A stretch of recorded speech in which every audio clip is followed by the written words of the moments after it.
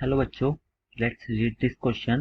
What question says in V equals to I rho L upon A, current per unit area that is I upon A is called.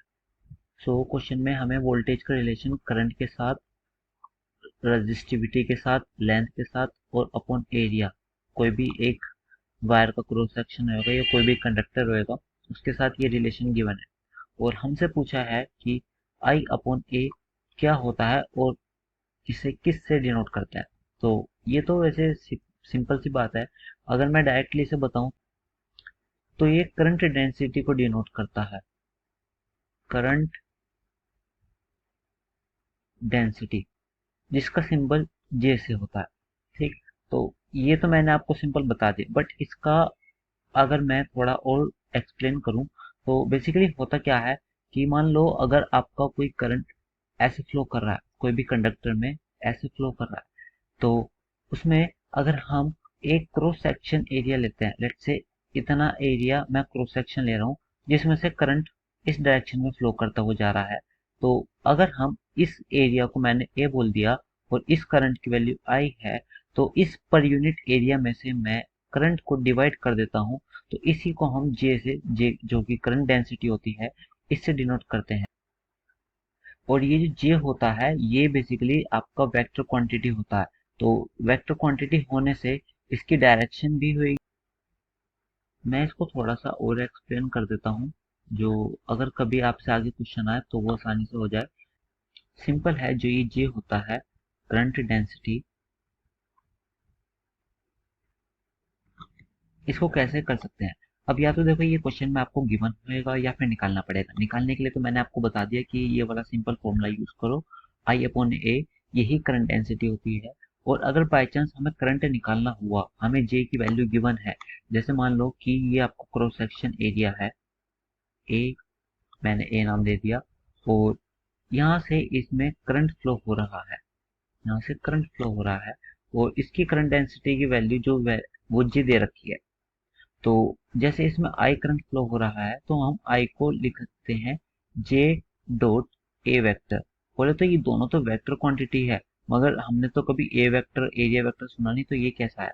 अब देखो मैं इसको next page पर समझाता हूँ। जैसे भी हमने देखा कि आई को हम जे वेक्टर डॉट ए वेक्टर लिख सकते हैं, तो ये है क्या बेसिकली। अगर देखो ये आपका एरिया दे रखा है, इसका जे ये है, तो अगर करंट इस डायरेक्शन में फ्लो हो रहा है तो जे भी इसी डायरेक्शन में होएगा। लेट से ये करंट की डायरेक्शन थी तो जे भी इसी डायरेक्शन में होएगा। और ये एरिया है, इसको मैंने ए बोल दिया। अब एरिया वेक्टर या तो आप इस डायरेक्शन में ले सकते हो या फिर इस डायरेक्शन में ले सकते हो, वो आपकी मर्जी है। मगर एरिया वेक्टर बेसिकली क्या है कि ये जो सरफेस है, इस सरफेस के परपेंडिकुलर अगर हम कोई नॉर्मल वेक्टर लेते हैं तो वो एरिया वेक्टर को डिनोट करेगा। ठीक, तो अगर हम इसको करंट को कैलकुलेट करना चाहते हैं तो सिंपल इससे होएगा।